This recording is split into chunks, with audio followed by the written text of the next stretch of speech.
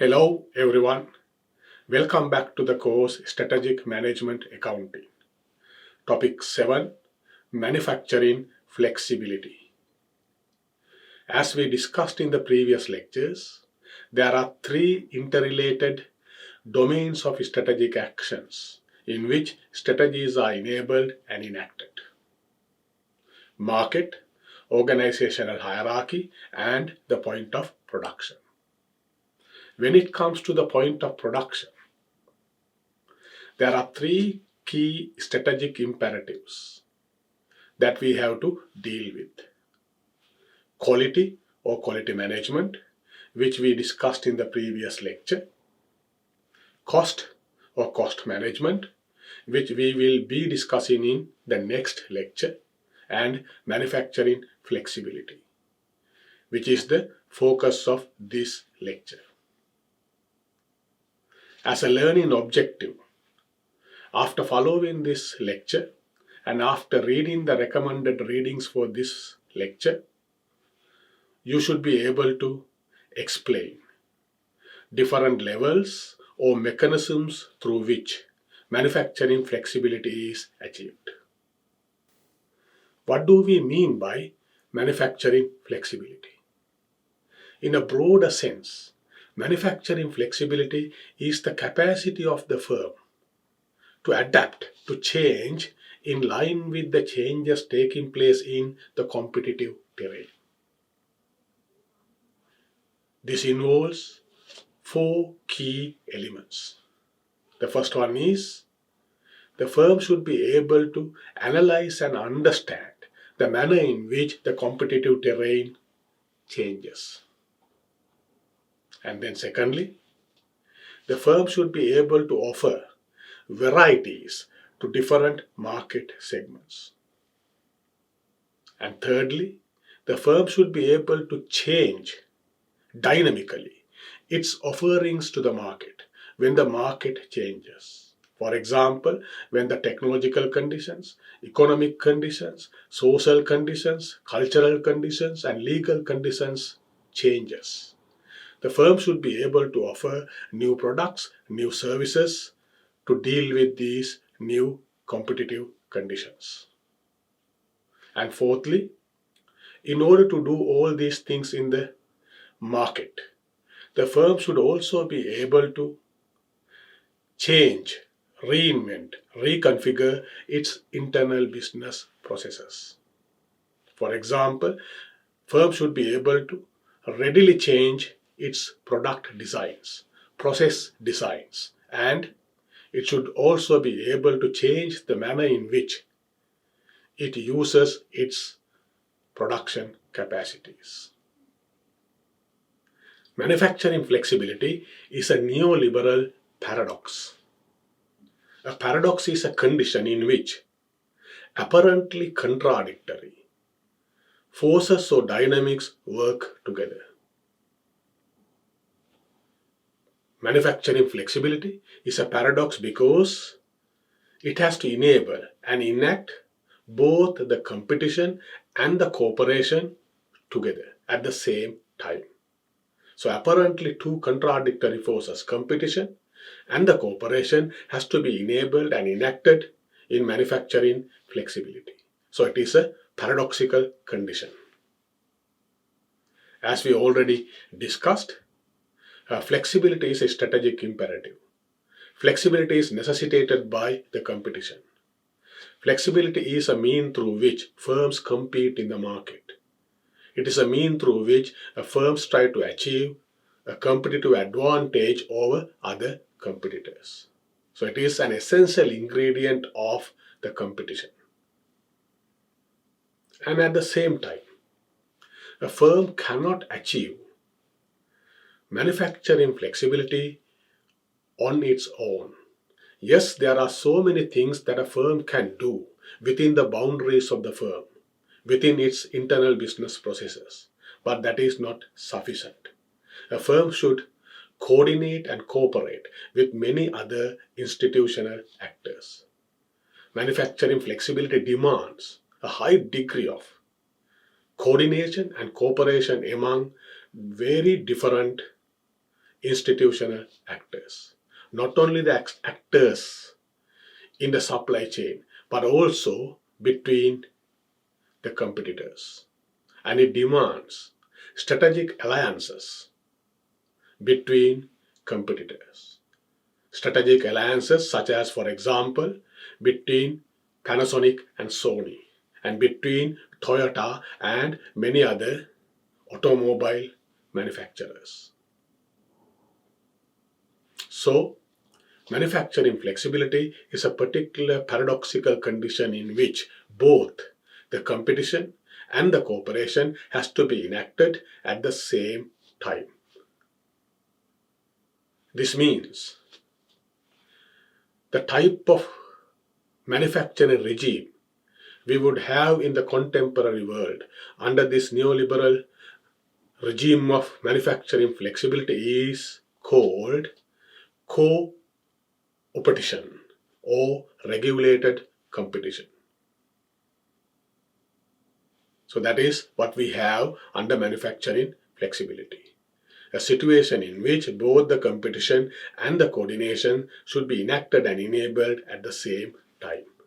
So in doing so, manufacturing flexibility is achieved at different levels. I can identify 6 different and interrelated levels at which manufacturing flexibility is achieved.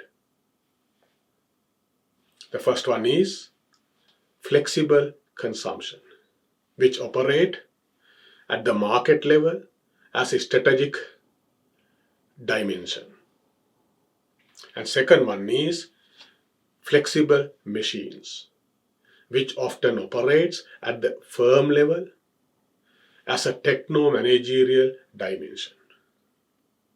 And thirdly, we have flexible labor, which operates at the firm level as a techno-managerial dimension. And to a certain extent, even as a political dimension.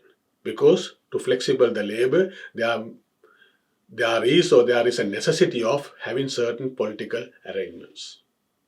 And then fourthly, we have flexible manufacturing systems. The manner in which we combine the flexible labor and the flexible machine. So it operates at organizational level as a techno-managerial element. And then we have industry level coordination. Industry level arrangement to manufacture flexibility.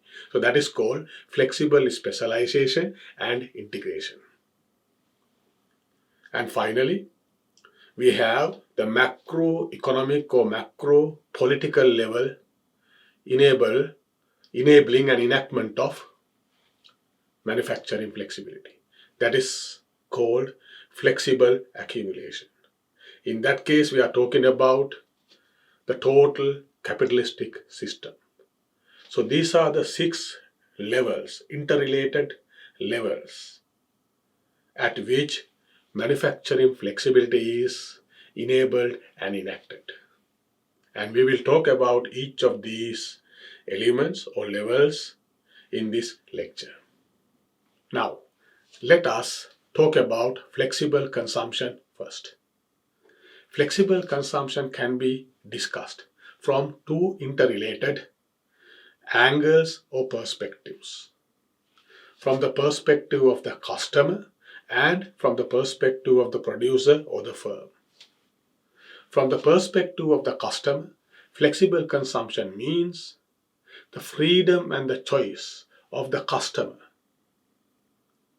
to consume varieties, diversity, and flexibility. So the customer would have the freedom to choose from different varieties of the product and change his or her consumption pattern over time. The extreme or the highest form of flexible consumption is what we call mass customization, in which every individual customer would have the freedom and choice of his or her own variety or customization. So every individual customer would have the opportunity to own, to consume a product which is different from any other customer in the market. So you would have a product which is saliently customized for your specific requirement. That is mass customization, the highest form of flexible consumption. The polar opposite of this is what we call mass marketing or mass production, which prevailed since the Industrial Revolution until 1980s and 90s. Classical example is the Ford black car. Ford once said very famously, when it comes in black, it is any color. So every customer had the opportunity of owning only a black car. No varieties, no diversity, no flexibility. Only a black car. That is the opposite of flexible consumption that we are talking here. So from the customer's perspective, to summarize, flexible consumption is the freedom of choice, variety, flexibility, and the diversity for consumers. When it comes to the producer's perspective, we should understand flexible consumption as a strategic move, as a strategic act. It is the willingness, ability, and the capacity of the firm to offer this flexibility, this variety, and this diversity in the market. So the firm is thinking about the market as a particular competitive terrain in which the variety, flexibility, and the diversity should be offered to the customer so that a competitive advantage can be achieved. So it is a mean through which the firm tries to achieve a competitive advantage. It is a strategic imperative. So that is from the firm's angle. So from the firm's angle, to enable and enact flexible consumption, to give that freedom to the consumer, a firm should have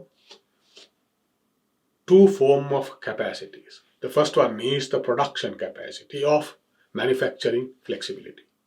The firm should be capable of producing and delivering this variety, diversity, and flexibility in the market. For that end, firms should have flexible machines, flexible labor, flexible manufacturing systems, and so on.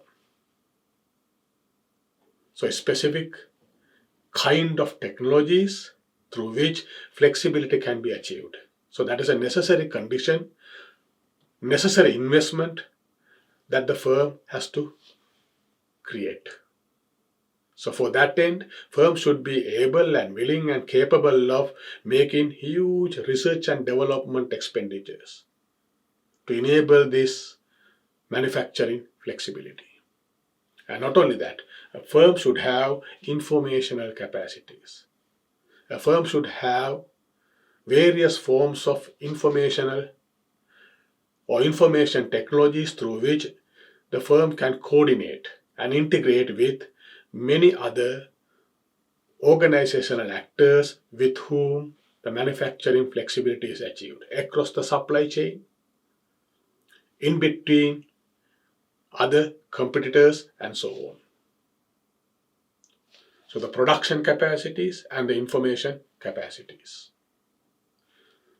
So this means, in terms of accounting, to enable this flexible consumption in the market, a firm should have a specific set of new accounting tools, such as, for example, life cycle costing, which can deal with huge, large, long-term investment projects, which can capture, absorb, and deal effectively with how to cost these large investment on research and developments. And similarly, the firm should have, for example, target costing, a system of target costing, so that This flexibility can be achieved at a acceptable level of cost. And similarly, a firm should have, for example, enterprise resource planning techniques, various software through which the overall actions, every action of the firm, inside the firm as well as across the supply chain, is coordinated and cooperated. So enterprise resource planning.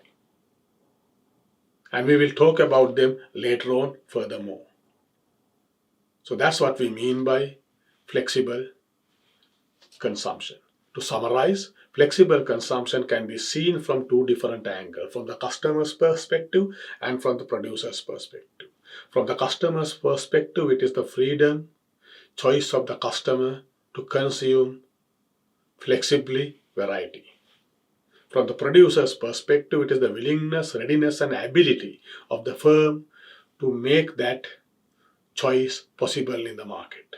For that, the firm should have set of production technologies that enable the flexibility, and it should have a set of information technologies that enable that flexibility, and it should have a set of accounting technologies that enable that flexibility.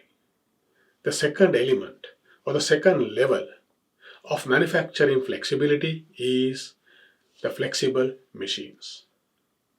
What we mean by a flexible machine is a machine that can be used to manufacture varieties of the same product or the different products at a very minimal resetting cost. So the producer can change from one product to another product at a very minimum cost. Let's take an example. Think about the printing industry. 30 or 40 years ago, the printing industry was populated by heavy, big, offset printing machines. Think about producing a document of 25 pages. So for each page, if it is a black and white document, you should have a plate prepared.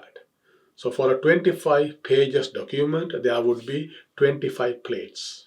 And if it is a color document, for each page, there should be 4 plates of color.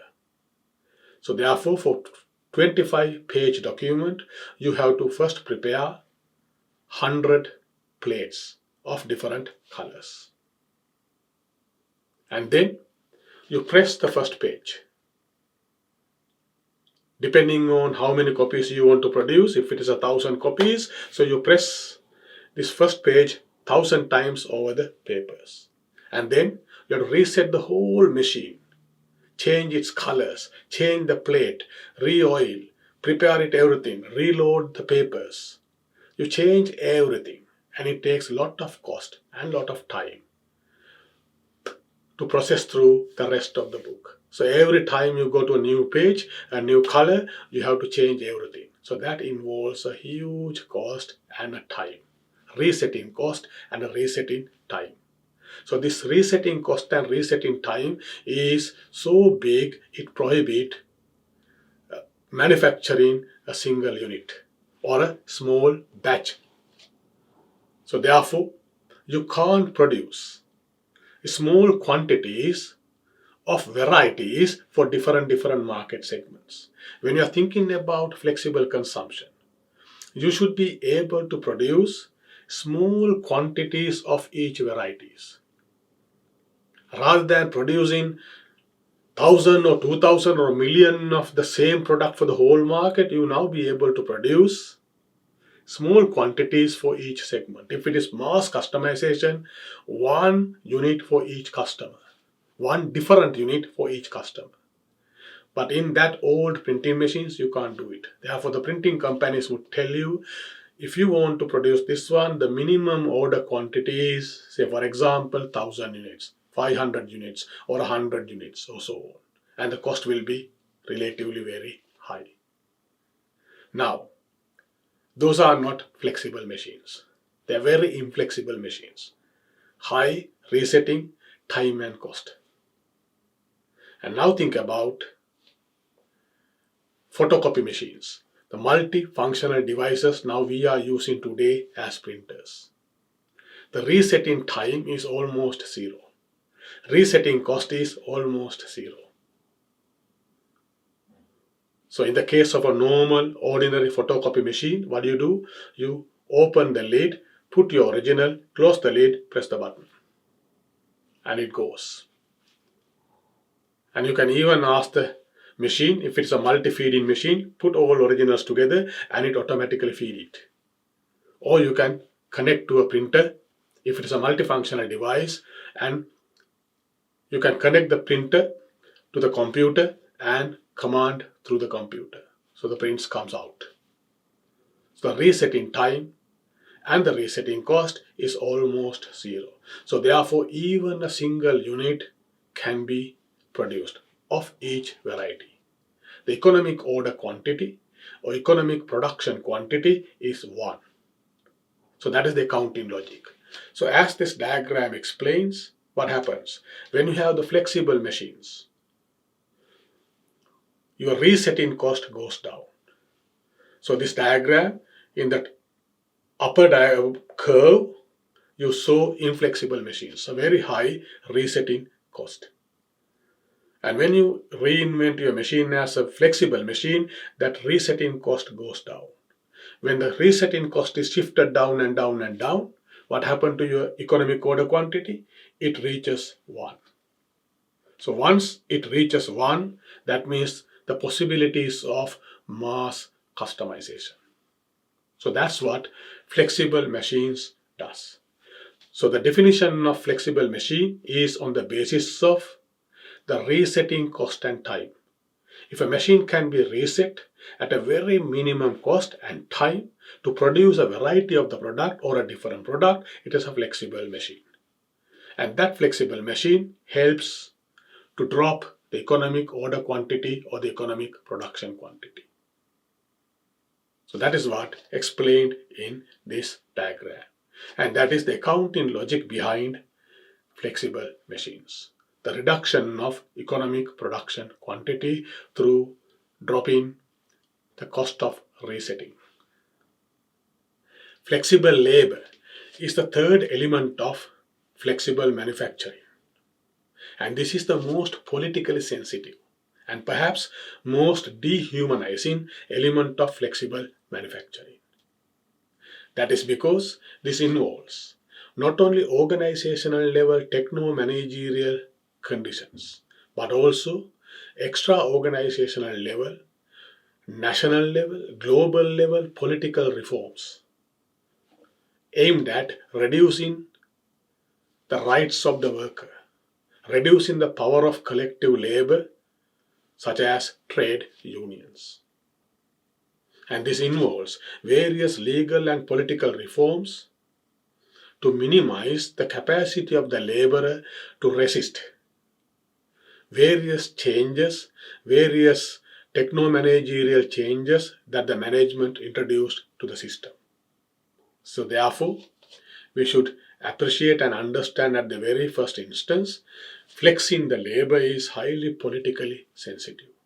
And it can have huge significant implications of the life of many people in this world. And it creates rather insecure, inflexible conditions for the workers, whereas the companies can achieve the flexible labor. And the flexible labor is achieved through various means. The first one is what we call flexing the job or de-skilling. So this has been the case since Industrial Revolution, since Frederick W. Taylor's scientific management and through Henry Ford's assembly line. So de-skilling involves atomizing and simplifying the job, dividing the job into small tiny pieces so that even an unskilled laborer can carry out these jobs with minimal training. So the company finds it is very easy to recruit people to carry out these jobs, and the company management would find where it is very easy to change workers from one job to another job. So that is the first mechanism, the oldest mechanism through which the flexible labor is achieved, de-skilling. And then secondly, we have flexing the time or the shift work. So this involves having a greater political and a managerial freedom for the managers, for the company to employ the workers on a shift basis. Say 40, 50 years ago, perhaps, in certain countries especially, working beyond the regular shift. Say for example, 9 to 5 is the regular shift, and if a person has to be worked at 10 o'clock, 9, 11 o'clock, 12 o'clock in the night, that worker should be paid overtime rates, a higher wage rate. So therefore, at that time, labor was not that flexible. Labor could have been occupied at different time slots, but with different or higher cost. Now recently, under neoliberal political regimes, under new political reforms, so that conditions has been significantly changed.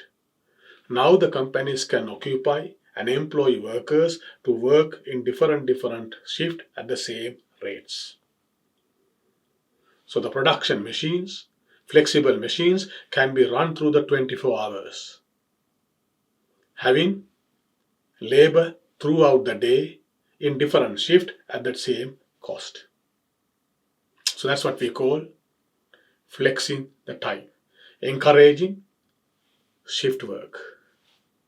And then thirdly, flexing the contractual obligations. So the rigidness, inflexibility of the contractual obligations has been reduced significantly under these neoliberal regimes. The companies now can increasingly recruit people, employ people on part-time basis, casual basis, and even with what they call a 0-hour contract. So the company can occupy or employ a certain workers with a contract of 0 hours. That means if and only if the company needs a particular worker in a particular hour, particular day, the company can call upon that particular worker. The worker doesn't have a guarantee of minimum income. If and only if the company wants and has certain necessity of employing that worker, he will be called upon. Otherwise, no. So there is no warranty of work. So that is 0-hour contract.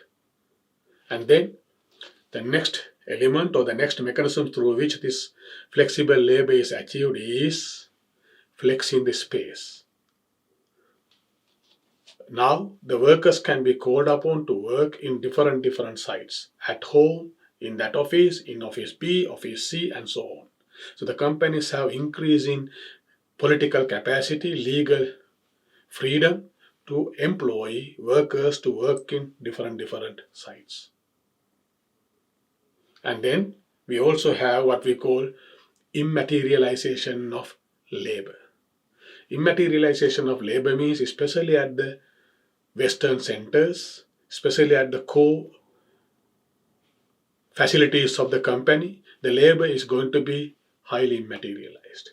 That means the material core work, hard work, is carried out either by the robo arms or robotics or machines, or such hard work has been outsourced to the peripheral nations. So all the sweatshops and hard work element of the work is now being carried out in various factories in China, Vietnam, India, Bangladesh, Sri Lanka, and so on. And the core work is at the centers, Western centers, where you carry out the immaterial labor, analytical labor, communicative labor, symbolic labor, and so on. So the labor at these particular managerial centers, company head office, and so on would be analyzing the data, communicating this data with various peripheral centers. So that's what we call immaterializing the labor at the center and outsourcing all hard work, material labor, either to the peripheries or to robots and machines. And this is enabled and enacted by various digital virtual technologies. And then finally, we also have specific costing systems. Now, the contemporary costing systems enable the flexible labor. How? By paying the attention to activities rather than the labor itself. Now, what we are managing is not the labors. We are no more thinking about the categories of labor. Rather, we are thinking about activities that the labor carry out. So, attention is on the specific activities through activity-based costing and activity-based management. So, when the labor is reconceptualized in activity-based costing system, most of the labor become variable cost. Most of the labor become variable, controllable, and therefore flexible. The certain element of labor which were previously considered to be fixed cost are no more considered to be fixed cost now. They are now variable cost, variabilized through activity costing or activity based costing. So that's what we mean by flexible labor. Flexible labor is achieved through various means, from flexing the job, flexing the time, flexing the contractual obligations, and flexing the space and immaterializing labor, as well as activity-based or activity-driven costing and management techniques. And flexible labor constitute most politically sensitive and perhaps the most dehumanizing element of flexible manufacturing. So far, we discussed three key elements of flexible manufacturing: flexible consumption, flexible machines, and flexible labor. A flexible manufacturing system is the combination of these three key elements in a particular manner. The flexible consumption provides the strategic intent or the strategic purpose of a flexible manufacturing system. And then flexible machines and flexible labor provide the resource base or the technological base upon which that purpose, that strategic intention of flexible consumption is achieved. So in a broader sense, a flexible manufacturing system is the integration of flexible machines and flexible labor to achieve flexible consumption in the market. And in a technical sense, a flexible manufacturing system would integrate, would aggregate a few flexible machines through a computer network. So it would involve integrated, interconnected, networked set of flexible machines. And such an aggregation of flexible machines is called a manufacturing cell. So a company's flexible manufacturing system would involve either one or more manufacturing cells. If the flexible manufacturing system is a larger collection of manufacturing cells into manufacturing clusters, then we call it a production or manufacturing highway. You should read the paper by Miller and Olleray, The Caterpillar Case, to understand this concept of manufacturing cell and the manufacturing highways. And that is a highly recommended reading for you to understand the notion of flexible manufacturing systems. And then, when we think about flexible manufacturing system, we can have a better understanding about flexible manufacturing system when we compare two old competing form of manufacturing, the job shop manufacturing and mass manufacturing. And this table summarizes these two systems. And this table also explains how the flexible manufacturing system incorporate both these conventionally considered to be opposing manufacturing systems together. So you would understand when you read through this particular table, a job shop manufacturing system was considered to be conventionally a system in which the variety is manufactured. So when a particular variety specialized product is to be manufactured, a company would operate under what you call a job shop manufacturing system. A specific product, a specific variety, a unique product is manufactured, but at a very high cost. The cost will be very, very high. So variety is manufactured, but with a high cost. That is that column there, job shop manufacturing. In contrast to job shop manufacturing, the mass production or mass manufacturing constitute large volume manufacture of a standard product at a very, very low cost, and it achieves economies of scale. Mass manufacturing enjoy the economies of scale, job shop manufacturing does not. So that is the big comparison between these two forms, conventional forms of manufacturing. And flexible manufacturing system is considered to be integration of both these systems so that a company can manufacture variety at a minimum cost, at a low cost.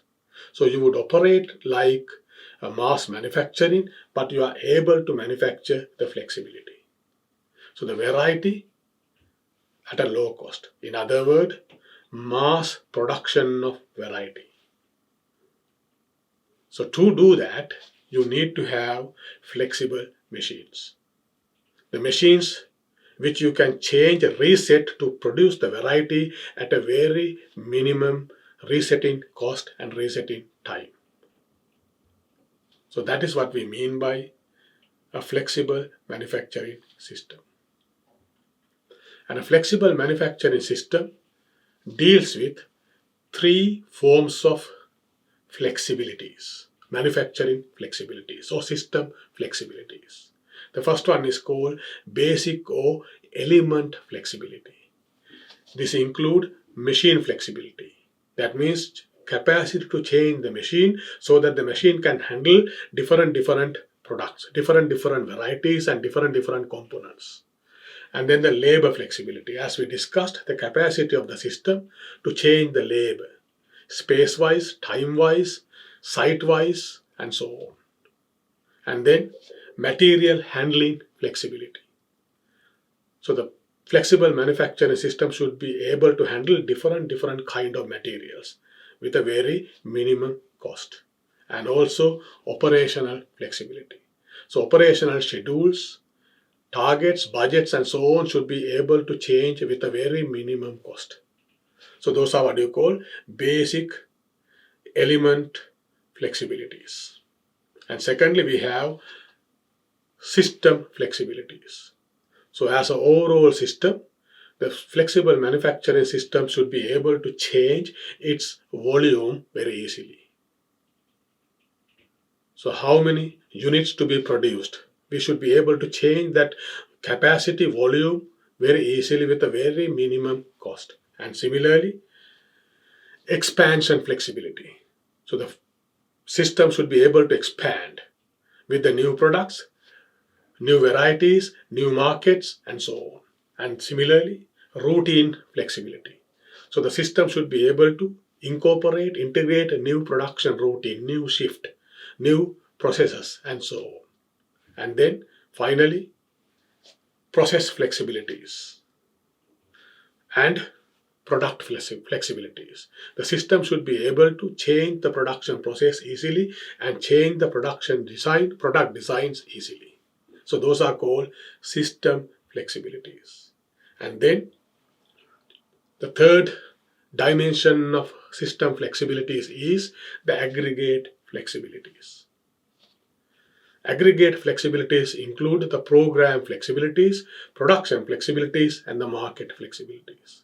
The system should be able to shift from one program of production, one annual or weekly or quarterly program of production, to another easily.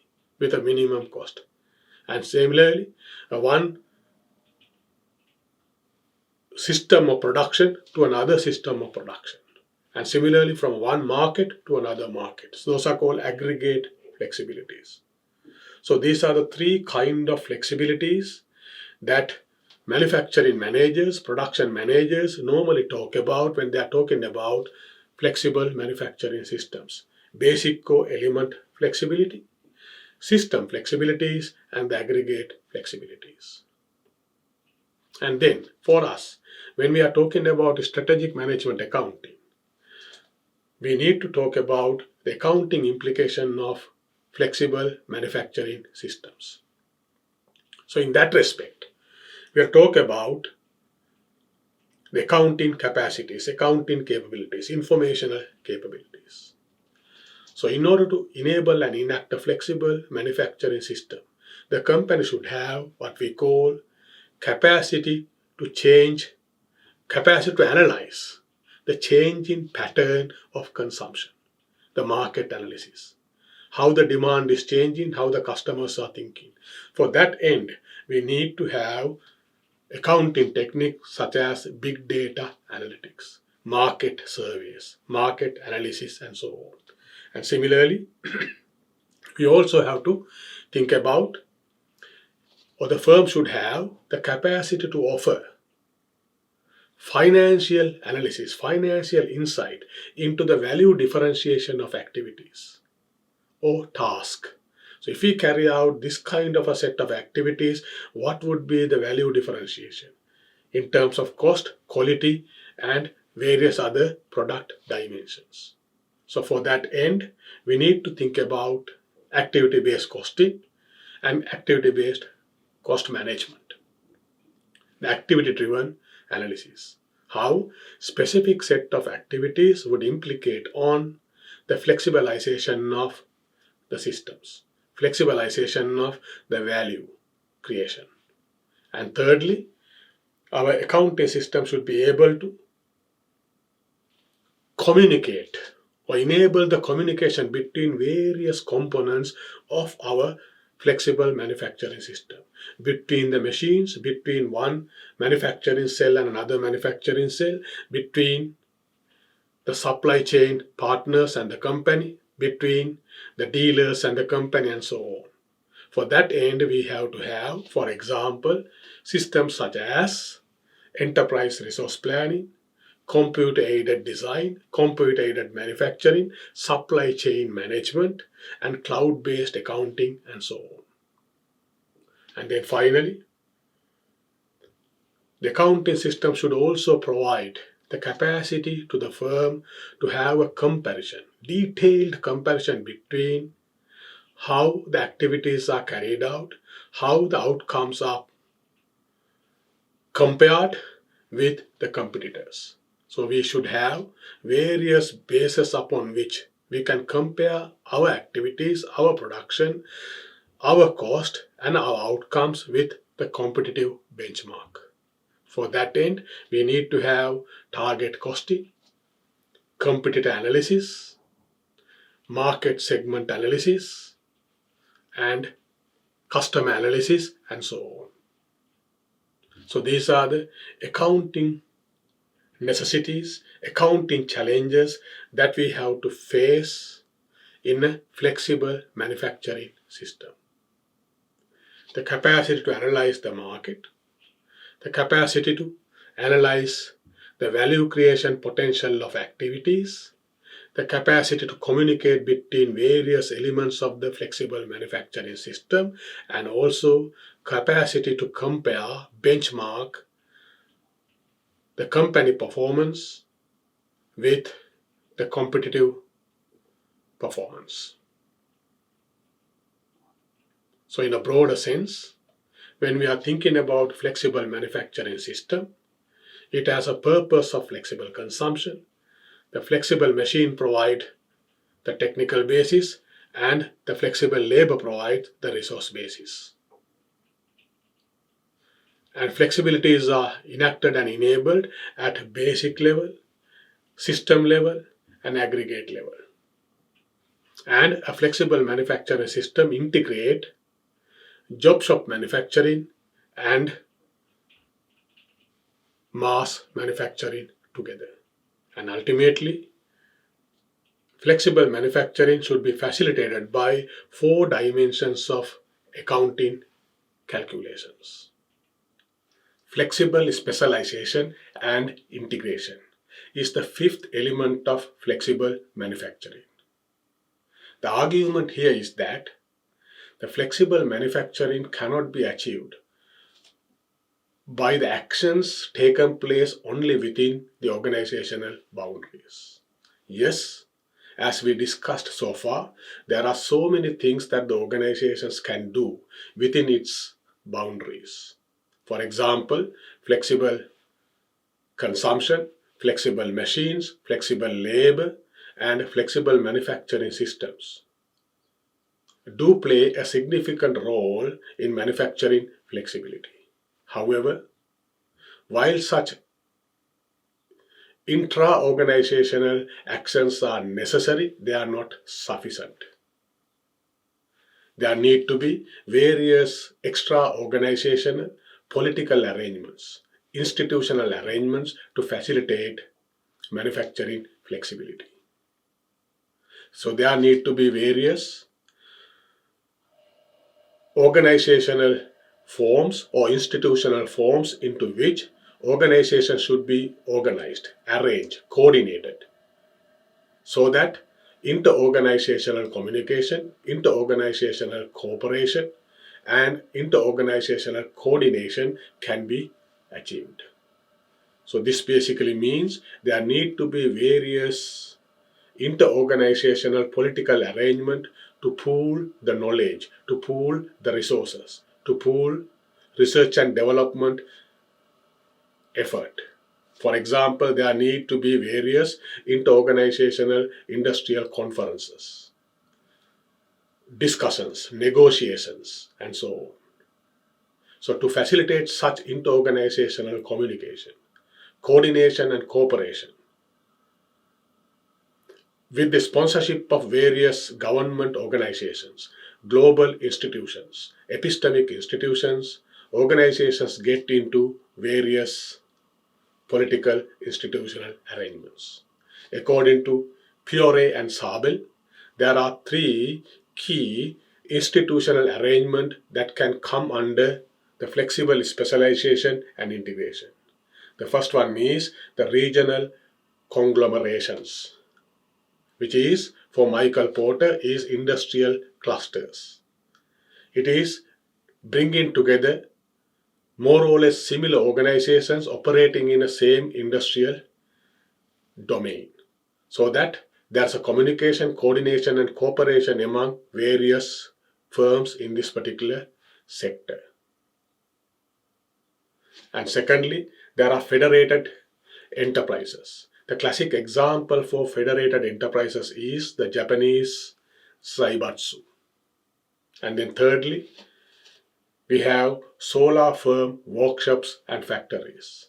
The classic example for this one is the manner in which the Boeing company has organized its supply chain network. So the regional conglomerations, federated enterprises, solar firms and workshop factories are three examples of the manner in which organizations are arranged, organized into extra organizational industrial arrangements, political arrangements, institutional arrangements. So if you want to have a further detailed understanding about the flexible specialization and these three forms of flexible specialization and integration, you should read the recommended reading. That is the relevant chapter from our book. So this reading will provide a good detailed understanding about the significance and the importance of having political arrangements beyond organizations to enhance flexible manufacturing. Finally, flexible accumulation is the widest angle through which we can talk about flexible manufacturing. The concept of flexible accumulation tries to capture the manner in which the global job market or the labor market is organized to facilitate flexible manufacturing.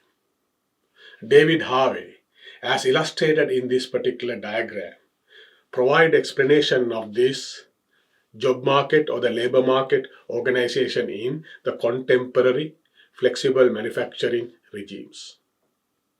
And according to this analysis, there is a center, a core or primary labor market, which is often concentrated in the Western developed world, in head offices of multinational corporations. In this core or the primary job market, you see highly paid, well secured labor. And these are the core competencies. This labor manifests the core competencies according to Prahalad argument, the Harvard Business Management guru. And this core or the primary labor market therefore manifest research and development, investment decisions, product designs, marketing activities, and so on. So they basically captures the highest paid, high caliber, highest level management, and they operate like capital. They looks like capital. They are entrepreneurial. In addition to their high wages, they also gain their income through bonuses, incentives, and so on. So that is the core, the primary market, which is very secured, high paid, and very stable, and a very small in number. And therefore, that labor is not that flexible. That labor is relatively inflexible labor. But the rest of the work is flexibilized. The rest of the labor is flexibilized by decentralizing, by distributing it into various peripheries. Now, according to Harvey, there is a first peripheral group in which you will find various professional work, various clerical work, various middle and lower level managerial jobs. They are becoming abundant. There are many people now, so many people having various university degrees, professional qualifications. So the supply in this first peripheral group is very high. And therefore, there is what they call a numerical flexibility. While the primary labor market is entertaining, the functional flexibility of the people to move from the research and development to engineering and so on, the first peripheral group provide a numerical flexibility. So that basically means there is a high labor turnover. The people can be recruited when there is a necessity in high volumes, and equally they can be laid off in high volumes. So that is the first peripheral group. And in parallel to that, there is a secondary peripheral group. And that secondary peripheral group is the new contractual rearrangement of work. And that includes new form of contractual obligations, contractual connections between the labor and the organizations. And this include, for example, short-term contracts, recruiting people on short-term contracts, and recruiting people on public subsidy trainee programs. That means when the unemployment become a big issue, when the high labor turnover become a political issue, government initiate various subsidy training programs, graduate schemes.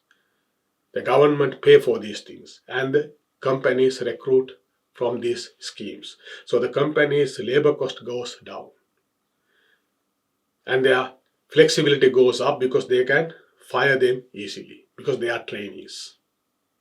And then you also have what they call delayed recruitment practices. So you keep on delaying various necessary labor so that the existing labor has to take the burden.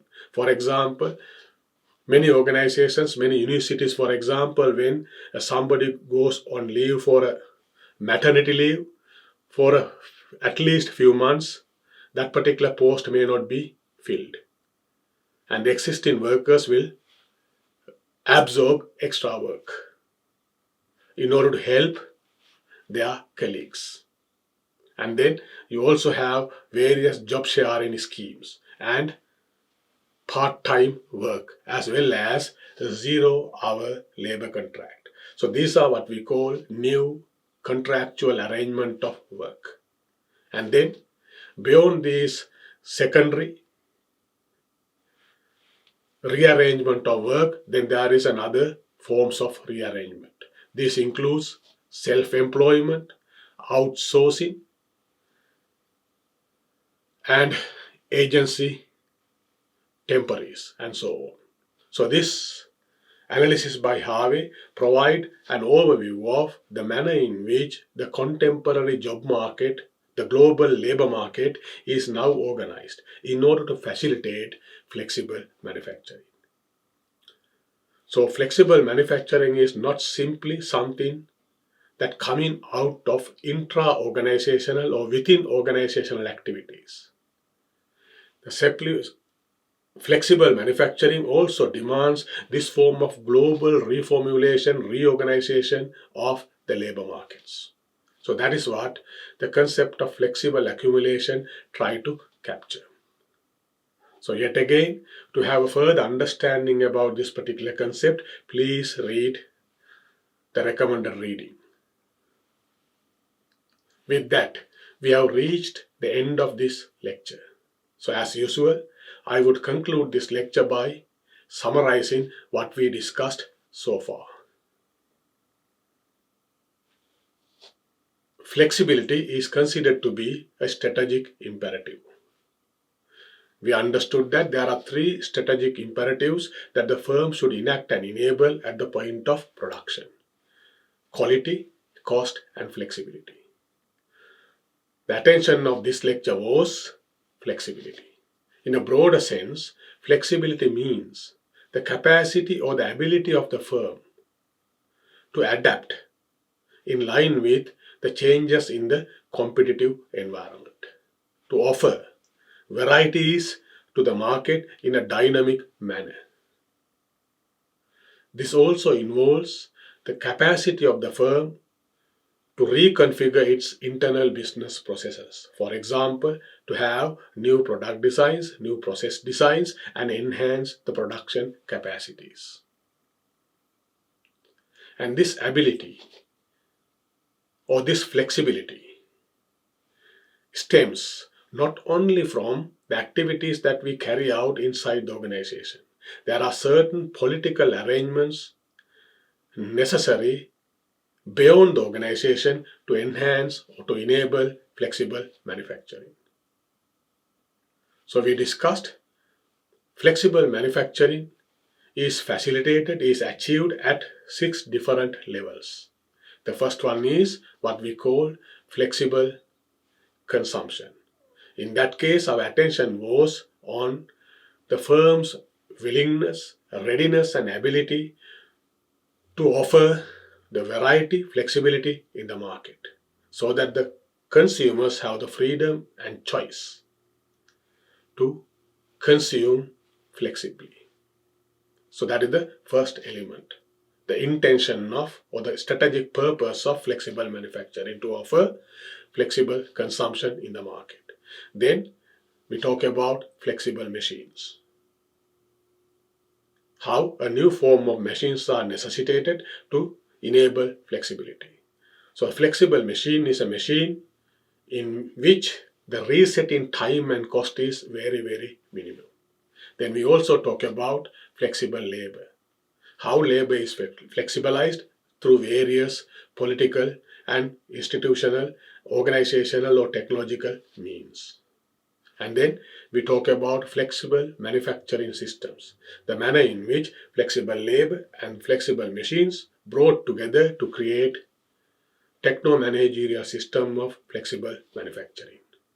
And then we also talk about two elements operating beyond the organizations: flexible specialization and integration, that the industry level organization or political arrangement of industries, and then finally flexible accumulation, in which case our attention was on the global arrangement or reorganization of the labor markets to facilitate flexible manufacturing.